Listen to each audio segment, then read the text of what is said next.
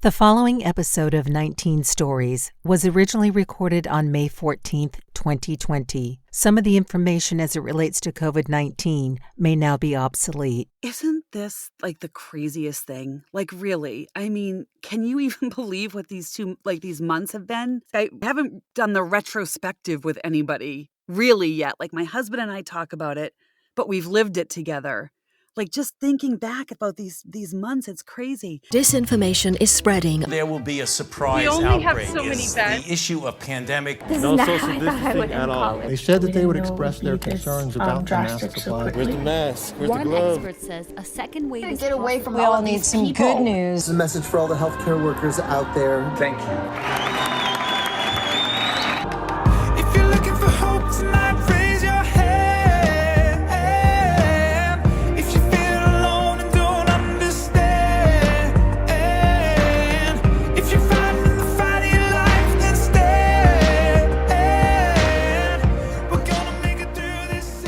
From Santa Rosa, California, this is 19 Stories. I'm Cheryl Halling. Jen Keefe is a wife, mother, homeschool teacher, and blogger, and an award-winning voiceover talent specializing in e-learning, explainer videos, and corporate narrations. She's also the producer and host of the podcast Real Women's Work, a podcast all about how women work. From stay-at-home moms to entrepreneurs, from courtroom reporters and communication analysts to farm sanctuary owners and execs at Fortune 500 companies, if a woman's doing it, it's featured on Real Women's Work. Jen Keefe, welcome to 19 Stories. Thank you, Cheryl. I'm so happy and excited to be here, and especially right now to have this connection with you in my ears is awesome. Tell us where you're located, first of all. Hold on one second, Cheryl. My washer is in the spin cycle. I forgot to push cancel. I'm texting my son. Hold on. This is going in the podcast, by the way. This is Real Women Working. Yes, it is. Oh my gosh. It is. It's so funny, Cheryl. I thought the cycle was going to end before we started, but I kept thinking, remember to check it.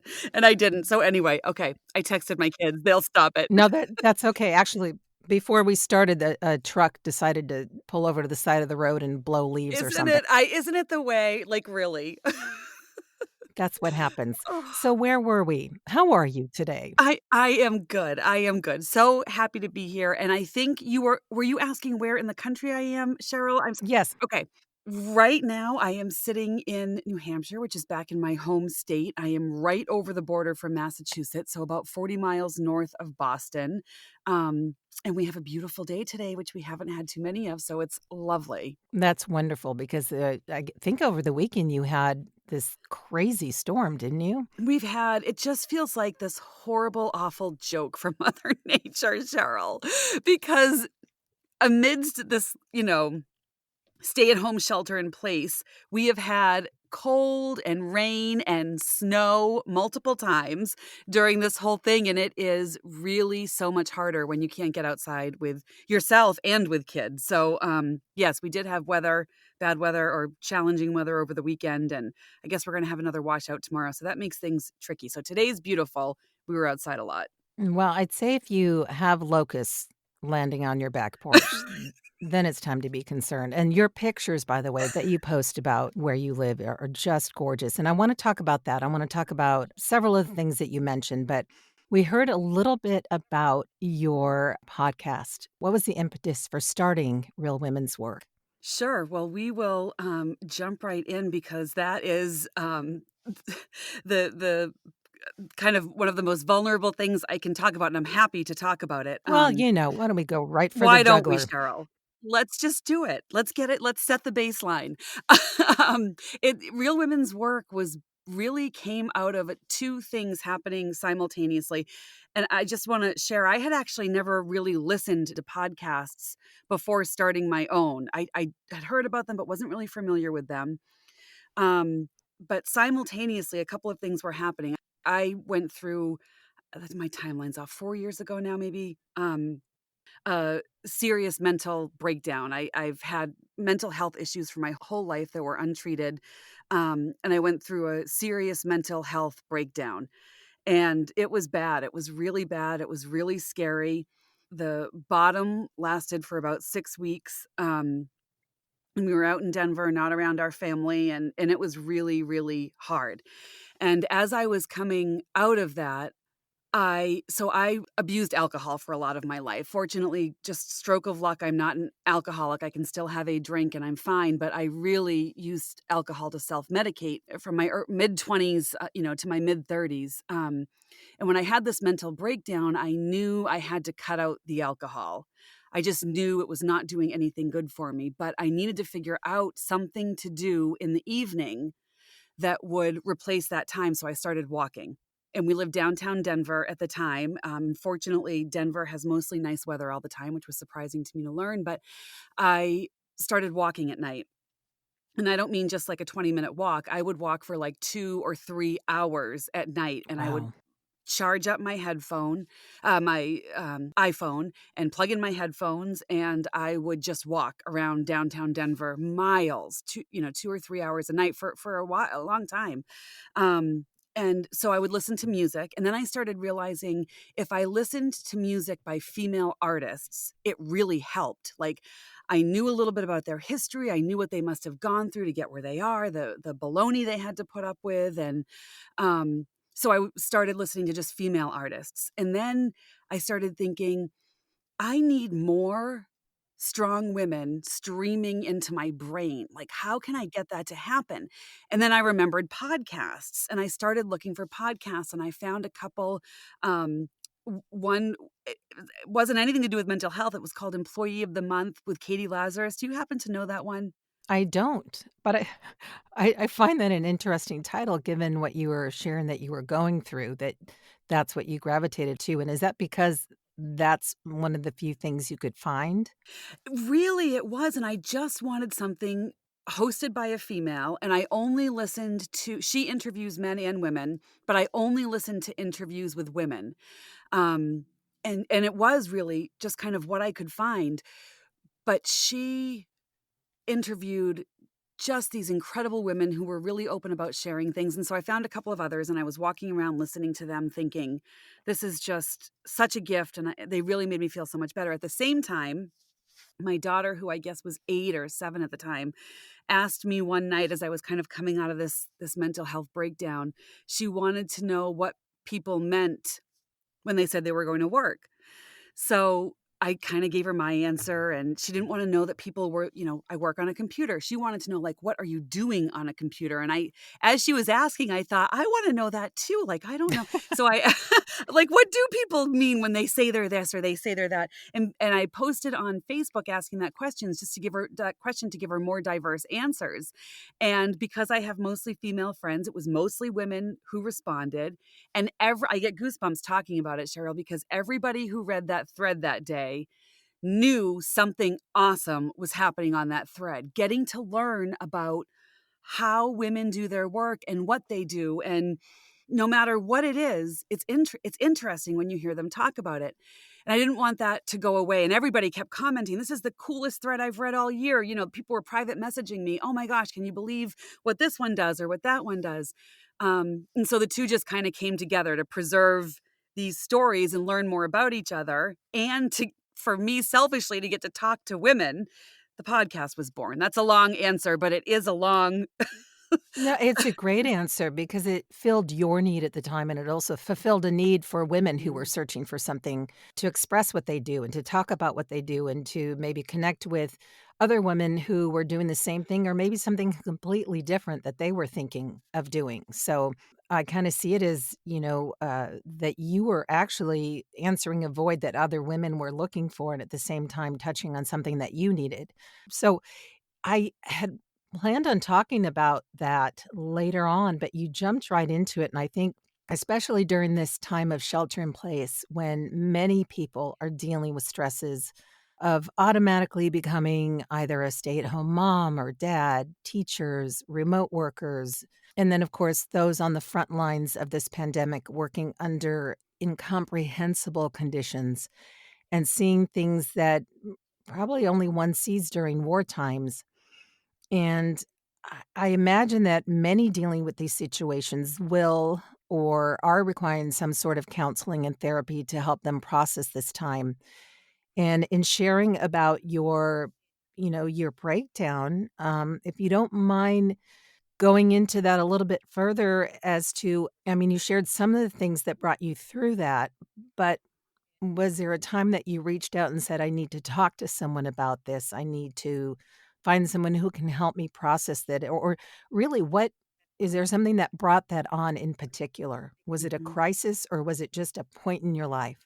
Sure, Cheryl. And please know that you can stop me at any time if I'm talking too much about it. I will not be offended or feel stepped on or anything. I'm really pretty much willing to share as much as people want to hear. Um, it was a culmination of a life lived with severe anxiety. I had been to therapy in my early 30s and got over the worst of it. I mean, I had some really serious, before kids, some really serious, just nuts stuff, that was, I won't go into too much detail, but I really couldn't be alone in a house. It was crazy. Like, it's crazy to even think back to who I was then. But so I went to therapy, did cognitive behavioral therapy to get past all of that. I remember my first panic attack. I didn't know that's what it was, but I can remember my first one at 3. And I had them all growing up, and I always used to call them my confusion spells, not knowing what they were. So I got treated for all of that in my early 30s, and that was great. But there was, of course, a lot of underlying stuff that I guess I just hadn't dealt with. And we were away from family. And when we were out in Denver, I didn't make the same kind of connections in the same amount that I had back here. So I think that was part of it too. So it was a lifetime leading up to it. And absolutely, there was a point where I went on medication. I'm not ashamed at all to say that I went on medication. And, you see memes on Facebook and things on Twitter and, people saying you wouldn't be ashamed to take medication for dealing with whatever, high cholesterol, or, Absolutely. you Sure. know, and, Sure. and of course that's true in theory, but really I think there's just still so much stigma around it and so much shame around thinking you're not strong enough to fix your own head, which is crazier than any mental health issue we could ever have. So I went actually first into my doctor and just said, I need something. I'd only been on medication once before, and I talked to her and she knew me. And the very first thing I did was actually to get on medication. And I was no stranger to therapy. So bringing all of that stuff in was not a big deal or a problem to me. And then I can talk more if you want about like some practical things that I cut out and adjusted immediately out of like survival need that have stuck with me to this point that I really now view as essential self-care. And none of it is a bubble bath. Actually, I would really love for you to talk about that if you care to, because the whole idea of 19 Stories from Fear to Hope is that this is a crisis time in our world. Again, there are people who've probably never dealt with the stresses that they're dealing with now, or if they have, never to the magnitude. And it's still, as you say, a stigma to talk about mental health and to talk about fears and to talk about the things that really can paralyze us. And I find that so interesting because whenever you have someone like a celebrity of Robin Williams, who was known globally as the man to lighten everyone's load and to bring a smile to their face and laughter to their heart. And of course, we know what happened with him. So I would actually, as much as you're comfortable sharing, love to talk about it because I think there are tools that people are still afraid to reach for. I loved listening to you say all that, Cheryl. I think it's so accurate. And that fear, like, for a lot of people, maybe for the first time, are living in real fear. We're very lucky. So many of us, not all of us for sure, but so many of us here in the US are very lucky to live relatively free of fear. And so many people for the first time are maybe feeling real fear. And that is a really scary place to be. And I lived there most of my life. And one of the most interesting things, Cheryl, for me during this pandemic has been I haven't panicked yet. Now, I'm very lucky. Our income hasn't been disrupted. We were already homeschooling. I recognize all of that makes me very lucky. Also, I feel like over the past 5 years, I've been really filling my tool belt with tools that I can use to clear my thinking to keep me at a more healthy baseline. And there's an irony because, for me, when I hit rock bottom, I was already exposed to therapy. I knew medication was a possibility, and I had no shame around. Well, I shouldn't say no shame. I could get over my shame. I had to, but I could get over my shame to tap into those things. But I also had some people that I could reach out to. I reached out to a friend who had been very open about her own mental health struggles and asked her for some resources. And so she sent me 3 or 4 resources that were terrific. And they were predominantly books. And I think there were a couple of TED Talks. And one of the further ironies about this is when you're in that place of fear, whether it's from the pandemic or whatever it may be, our thinking is so muddled and so not clear. And even if we want to reach out to a therapist, for example, I've always said this, it is such a catch-22 to have to try to find a therapist when you're in crisis. Yeah, exactly. It really is because, you don't know if the relationship is going to work. You don't know if it's going to help your mental health. And you're investing so much of yourself in sharing your story and giving your backstory and sharing your history and all this stuff. You're just investing so much of yourself. And then if in 1 or 2 or 3 sessions later, you realize it's not a fit, You have to start all over. and it sucks. Yeah. It just sucks.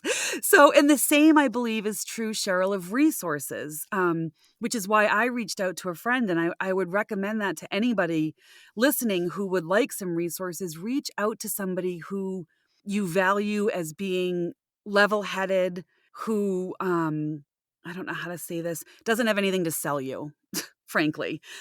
Reach out to somebody who you really trust with their judgment and their word and ask them for some resources because, my gosh, Cheryl, we both know how many books and TED Talks and, podcasts are there that have the answer and the solution, right? And so you spend your money and your time and your energy absorbing and purchasing and carving out the time to ingest these resources, and then they end up being sort of really nothing. So medication resources, and I really got down to, do you want me to keep going? I've been talking a lot. I haven't done this in a while. I really appreciate it. You are actually the dream guest. You ask a question and yeah, I just sit back and I'm like, I'm doing my nails. I don't know. I'm shopping. Oh, I'm I'm sure, shopping Cheryl. Yes. on eBay. It actually is fantastic. And I just want to pull out a point that you mentioned that is so key, Okay. and that is judgment, because it's really easy to judge people and give them a quick Mhm. fix of what they should do versus offering. This is going to sound really new agey. I'm in California, so that's okay. I can get away with it. But a really safe place to land, a shoulder to land, someone who can listen to you as a true friend and offer up some possible recommendations, but not judge you and tell you to get over it. Well, I could talk to you forever about this stuff. I think what you just hit on, Cheryl, is one of the most important tools I've ever put in my tool belt. And also the hardest one that I've ever, because all these tools, it's not a hammer. You can't just take it and put it in there. To get that tool in your tool belt, there's some work, a lot of work you have to do to be able to actually put that tool in your tool belt. And the idea of not judging, not knowing where somebody is and never judging them, right? The being able to be in that place where we're not judging people, we have to, I'm going to sound like I'm not in Boston, but in California when I say this, but we have to stop judging ourselves. That is the best tool I've ever put in my tool belt, is to do the work to stop judging myself every minute of the day and being so self-critical all the time. And I feel like only when I was really able to do that, first of all, could I be with, because it's really hard to be with somebody who's in pain and grieving. It's so uncomfortable. It is uncomfortable because we do want to fix them. And then there's also the other side of where some people are really comfortable in their pain. Yeah. That's what they know. And you could offer them, it could be so laid out very clearly of steps they can take. And you hit the nail on the head, I think, is it takes work. It's like anything. If you want to be good at it, if you want to be healthy, if you want, fill in the blank, it takes work. And that means a personal responsibility. And that's where, in my experience and my learning, boundaries have come in, because there's learning how to be with people who are grieving and in pain, which is a skill set. That's not something we know here, at least here in the US. We just do not know how to do that. So that's a skill set.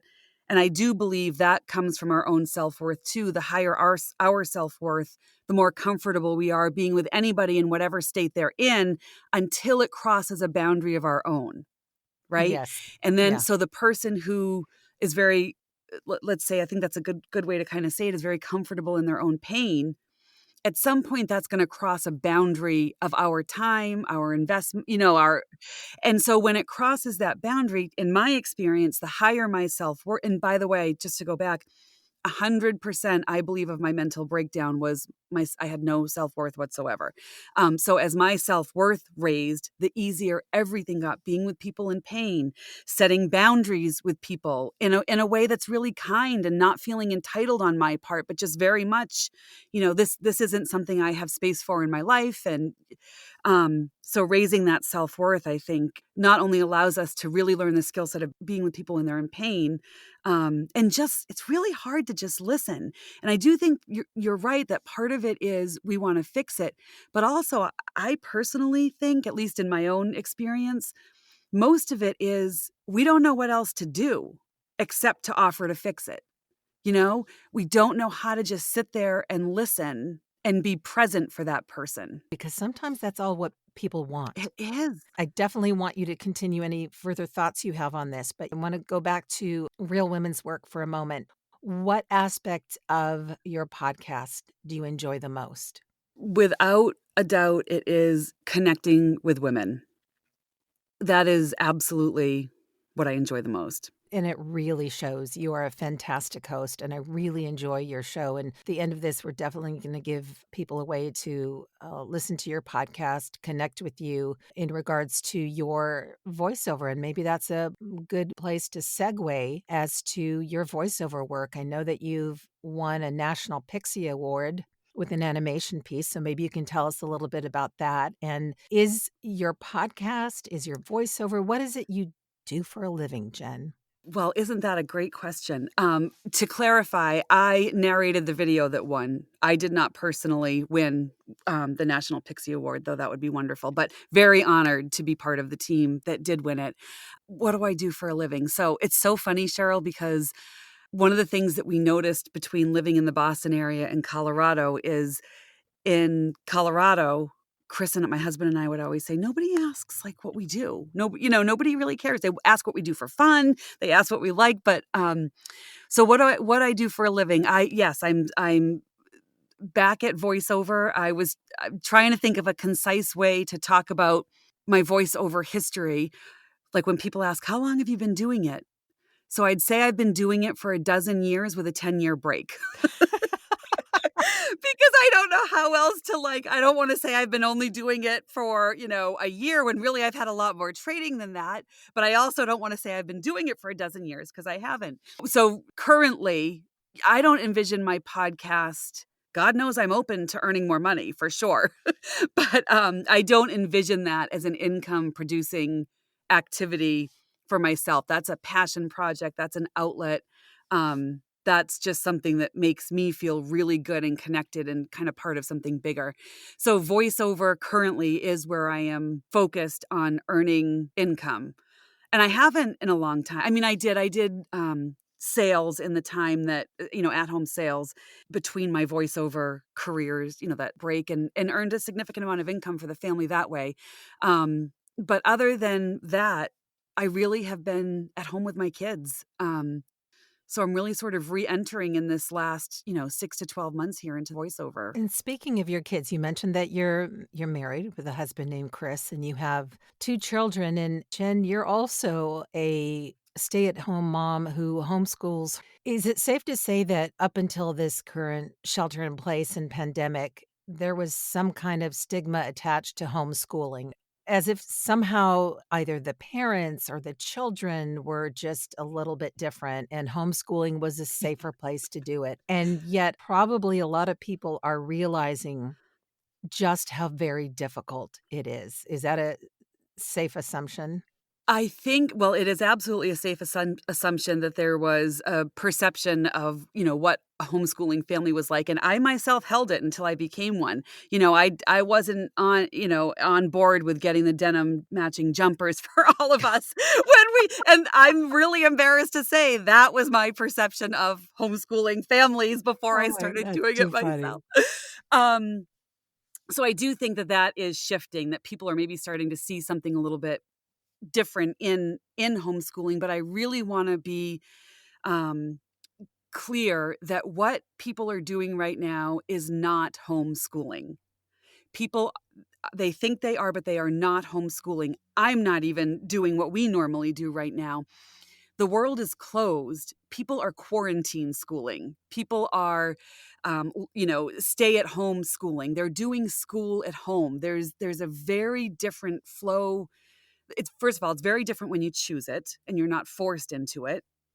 And there's a very different flow to the day when you can leave the house and go to a museum and you meet up with your friends in the afternoon at the park, or it's just very, very different right now. And the reason I think it's so important that people understand that is some people are kind of enjoying this right now. They like their family being together. They like having their kids around. They like that they're getting to know each other in a way they never have had the opportunity, because work and school separates, every morning, and it's just a couple of hours together at night. And so I think it's important to say that so that people understand this is not what homeschooling looks like at all. So I think that's a clarification. I do, however, think that when kids do go back to school, people might be looking at us a little more positively than they did pre-corona. Do you think that it's going to be changing how traditional schooling happens once kids go back to school? I hope so. I really do, Cheryl. I hope it does. There are so many factors that come along with that, making sure that all kids have access to however that changes. I can't imagine how we'd be able to do that this century. I really can't. I know there's been some talk about that, but, I think experience kind of shows us education is pretty much the only thing that hasn't ever changed. The structure is all the same. It's a classroom with desks, with a teacher.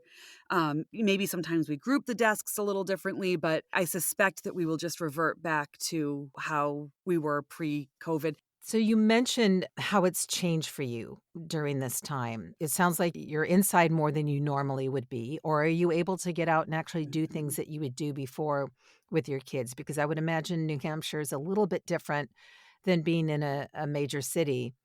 And, how has this time affected where you live and your community and your environment? Isn't this like the craziest thing? Like, really? I mean, can you even believe what these months have been? I haven't done the retrospective with anybody really yet. Like, my husband and I talk about it, but we've lived it together. Like, just thinking back about these months, it's crazy. Um, so New Hampshire, where I live, I'm about 40 miles north of Boston, and Massachusetts is a hot spot. I think it's the third worst in the country. Is it really? I had no idea. I knew, I just found out New Jersey was really the second outside of New York, but Boston, It's wow. New York, New Jersey, Boston. Yeah, New York, New Jersey, Boston. Boston had really and it was just tragic, just tragic. So we have an interesting situation where we are, because New Hampshire has hardly been affected at all. We're naturally physically distanced. Like, we're, an outdoor state. Everybody kind of likes their their space and their um so we've had really very small relative to the rest of the country numbers here in New Hampshire, but because we're so close to Boston, we have been more things. We've had more like stay at home guidance and closed down guidance than we would have if we were not so close to Boston. In addition to that, what the kids and I access, and with Chris too, much of the time is in Boston. So, we do museums and we do shows and all of that. I mean, everything's closed and we haven't seen our friends in, like, everybody. This is all, we have this in common. We haven't, what is it, 8 weeks, 10 weeks? I don't even know. 8 weeks, I guess. Depending 9. on where you are, not only in the country here, but certainly other parts of the world. I've talked to business associates in other parts of the world who literally have not been out of their homes outside of going to the store once a week for 3 months. Yeah. We've done a couple of, like, walks on trails on our own, we're the only ones there, that sort of thing. But just like everybody, we're just home, with each other. I forgot what you asked, Cheryl. I'm sorry. Just about how your time at home has changed. And you said the time in schooling your kids has changed because it's not traditional in the first place. But what does that mean for being home more and having the restrictions that you currently have? Yeah. I mean, I think we are absolutely at the advantage because of the way that we live. And I've said this to so many people. We already had a lot of this figured out. Chris already worked from home. I do everything from home and my kids don't go to school. We're used to being together, so much of the time. So it hasn't changed as much as it's changed for other people. That being said, it has changed a ton. Not seeing people, that's how it's changed for us, is not seeing people. Not much else has changed for us, but not seeing people. And that had such a great impact on all of us, except for my daughter. She seems to be doing okay. But my husband, my son, and I have, like, just about everybody else, have really, really struggled with not seeing the people we love. And having that in-person connection, which is so interesting that your daughter's fine and the rest of you are, being challenged by that. It is I don't think any of us have even begun to process what all of this is yet, right? Don't you think? I mean, we're still in it. Like, I just think, whenever this is kind of behind us, whatever that looks like, I think there is going to be this factor of really, like, what just happened, Like, what just happened? Well, speaking of that, let's move into the aspect of hope, of how we get through this time. And I'm curious, you've mentioned some tools and skills and things that you've learned from a really difficult time in your life to help you navigate these stressful times. You mentioned about nurturing yourself, and it has nothing to do with bubble baths. And again, looking at the different ways that people do nurture themselves. So tell me what those are. If it's not a bubble bath, how do you relax or keep healthy in the sense that you feel good? I'm not talking about the traditional vision, as you've spoken into many times on kind of your Facebook posts and just in knowing you, it looks different to different people. So what do you do to keep your mind and your body relaxed so you're not overwhelmed with everything? Oh, that's such a good question, Cheryl, and so valuable right now. For me, because I have mental health issues, and I think a lot of us have unchecked mental health issues. And for me, the most important part of my health is keeping my mental health in a good spot. And so for me, that comes down to doing things that keep my self-worth high. My Ironically or whatever, a big way I keep my mental health in check is physical connection with people. So that has been really hard right now. And continuing to use the tools that I've found, but like self-talk, changing how we speak to ourselves is huge. It's really important, Cheryl, and I didn't know that. But when we talk about hope and moving forward and getting through fear and all of these things, self-talk is really, really important. And can I recommend 2 books, actually, Cheryl? Absolutely. The first book, when I was at my absolute lowest, that was recommended by that friend of mine, is by Brene Brown, who I wasn't a huge fan of before. I didn't really know her work, and it's called The Gift of Imperfection. It's quick. It's like 90 pages, and it was the beginning of my turnaround. And the second book, by Dr. Kristen Neff, is called Selfcompassion. And self-compassion is a skill. I did not know that. I actually always thought self-compassion, I'm not that weak. Like, I don't need self-compassion. Then I ended up with a mental breakdown. So there we go. Apparently you did. Apparently I am human after all.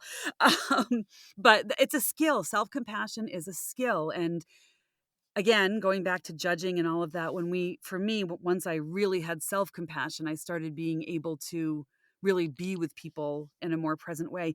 And then the last thing that I'll mention, because what is hope? I don't even know what it looks like right now. I don't know what hope looks like right now. I think we're at this really, just a place none of us, maybe a few people are still alive that could talk to us about going through this, but a place where we don't have any guarantees going forward of what life is going to look like and what we're going to get back to. And so I think we're in this unique place, at least from my perspective, where we really have to learn to find joy and happiness and fill our souls in new ways from within, in a way that we have never had to before. And I'm not saying that's good, like, oh, finally we're doing this. I'm not saying that at all. I'm just saying, I think that's the reality. Like, we have to find ways of doing these things. I took this class, I think I might have told you, Cheryl, but through Coursera. It's a free class through Yale University, The Science of Happiness. And I would recommend anybody who is feeling a sense of not hopelessness, that's pretty serious, but needing to figure out some happiness. I think that tool in this time is phenomenal. It talks about all these ways of feeling, it teaches you all these ways of feeling happiness throughout the day. And happiness is also a skill set, which I did not know. Just as compassion is a skill set. Yeah. Because as we talked about before, sitting with someone's pain, unless we've dealt with that, unless we have a way to come alongside someone where we don't feel like we have to fix them, having that kind of compassion and empathy, that is a real skill set. And let me ask you something, Cheryl, and don't answer if you don't want to, but it's a good question for everybody, I think, to think about. Have you ever been with somebody, spent time with, in a time where you were being vulnerable or you were in pain, or maybe not, maybe you were happy, or maybe there wasn't a vulnerable moment? Have you spent prolonged periods of time with a person who really is just there with you? This is gonna sound so sappy, but I'm married to that Oh person. my gosh, that's amazing. When I say I am truly married to my best friend, and don't get me wrong, he's a man, he has that in him that of he wants to fix things, but his own upbringing Mhm. and what he's been through has allowed him to come alongside. "Okay, let's breathe in, everybody. Smell your flower." He's able to sit there and be with me and really just hear me. That's amazing. I know you know that you're blessed. You are. I didn't have that until I was in my early 40s. And I met my friend Martha, who is that. She is just, she's only curious. She knows how to, kind of that term, hold space and be present, and the safety that you feel. Like, for me, until I had experienced that with my friend Martha, if Martha hadn't come into my life and let me feel what that feels like, I could never have known to give it to anybody else, if that makes sense. Yeah, it absolutely makes sense, and you mentioned something about getting back to life, and I'm paraphrasing what you said earlier, but I just wrote down Mhm, "get back," and mhm, I think a lot of us are looking at what does that mean to get back to, quote, "normal?" mhm, What are the things that we're gonna realize that we can do without, mhm. that weren't really working for us, things that are working better? What brings joy in your day? And that probably can change from day to day given there's one other question I do wanna ask you, but I want you to to answer the question about joy, but then I remembered 2 of your family members that I have to ask you about. Yes. Well, not funny that you would remember that when asking about joy. And I'm okay, on time, Cheryl, so whatever works for you. What brings me joy during the day? There are definitely different things that bring me, different things that bring me sort of that happiness, but probably I feel joy on a daily basis when it's going to sound so, I don't know what, but when I've got my thinking clear, one of the other big things that I've learned through all of this has been really important for my eliminating fear from my life, which I lived in for 40 something years, is learning how to critically think and think clearly. And the more afraid I get, the more I procrastinate on stuff like that, all clouds my mind. And maybe it's true for a lot of people, I don't know, but it just clouds my mind so that I can't see anything clearly. And when I can't see things clearly, for me personally, I really cannot feel joy because I am just stuck in fear. So I've gotten to this really phenomenal place of, if I can keep my mind clear, now I sound like I should be moving to California, but if I can keep my mind clear, and this is absolutely true, and I can't believe I'm about to say it, if I can keep my mind clear, I am pretty much always living in joy. And that is brand new to me as of the last couple of years. The first 40, I'm 45, the first 43 years I lived in fear, total fear. But in these last 2 years, if I can keep my mind clear, barring health issues, that sort of thing, I'm pretty much living in joy, truly. This is not to trivialize everything that you just shared and talked about, but it is such a waste of time to live into that kind of fear that stops you from all the wonderful things that we can enjoy. And I really mean that. I'm not making light of that kind of fear. So to have that peace on a daily basis where you don't operate out of fear, where you sit behind a mic or you write that letter or you compose or you fill in the blank to what truly brings you joy. Yes. Isn't that what we're all striving for every day? I think so, Cheryl. And I didn't feel that what you were saying was trivializing any of it at all, because I think you are absolutely right. And part of what I had to go through after kind of healing from the mental breakdown and building up my self-worth was really working through the anger that I had over so many years of my life being lost to that fear.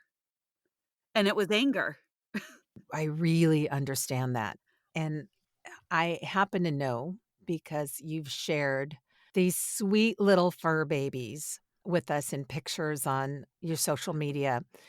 Tell us about your little wee ones. Oh, I love them so much. They're guinea pigs. They're guinea pigs. They're freaking guinea pigs. Oh my gosh, Cheryl. I did not want, my daughter had been really wanting a guinea pig for her 11th birthday. So God, 11, she's only 10. Her 8th birthday. 8th birthday? Whatever. She'd been really wanting a guinea pig. And so we went and adopted this guinea pig, and it bit, and we shouldn't get this one, but she wanted this particular guinea pig, and we stuck it in her room and closed the door. So I never even knew. I am not kidding. All I right, wouldn't even. any animal rights activists listening to this, please do not write letters to Jen at. Oh, no. First of all, I'm actually vegan. And so this animal still had like the creme de la creme of the cage and the hay and everything, because I wanted to make sure it was okay. I just didn't want to see it living in our space. So my husband did anything Sydney needed. He went into her room because I couldn't stand that we had a rodent living in a beautiful cage in our home.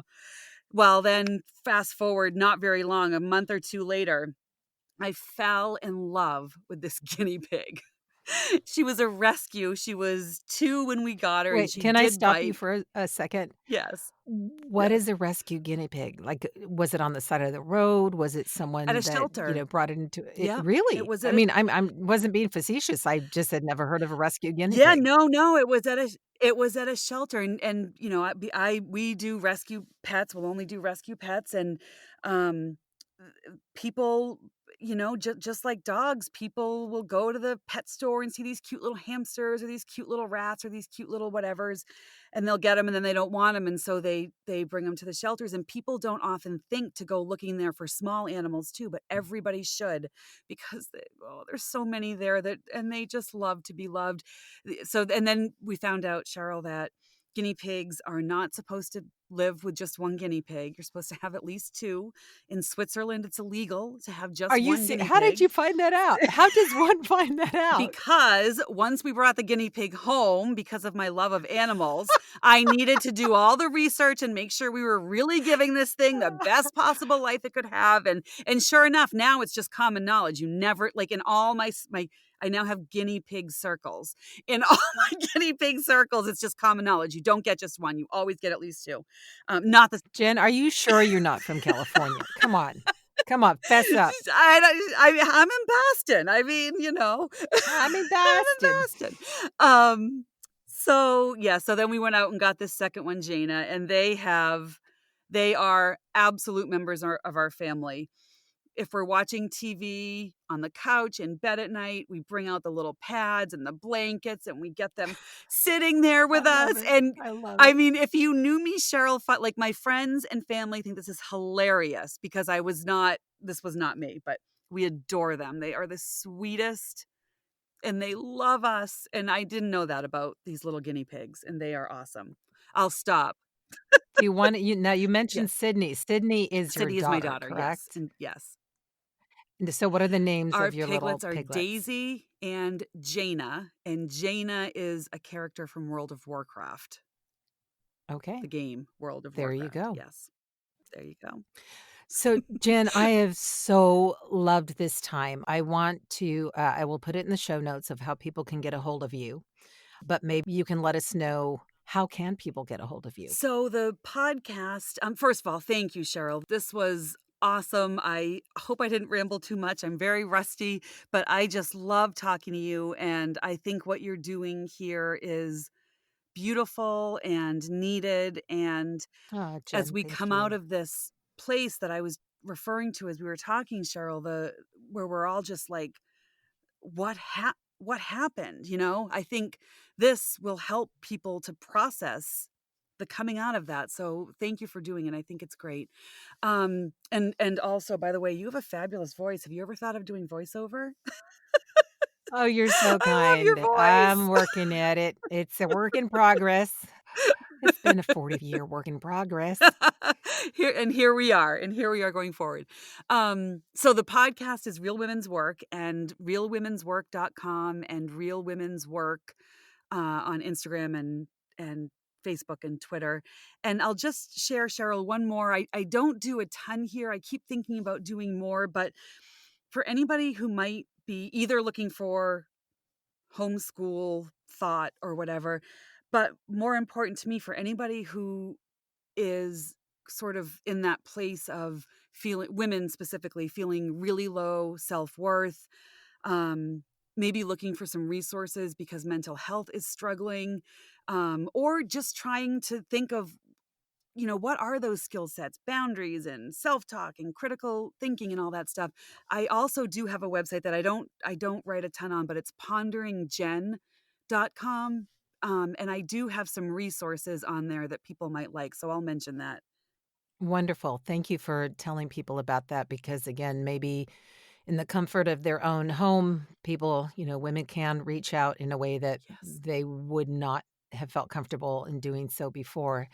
And before we wrap up, Jen, is there something you'd like to tell our audience that I haven't asked you about? Is there, having a platform, of course, you've got your own podcast, but I mean, if it's all yours now, if there's something you wanted to share, is there a song you've wanted to sing?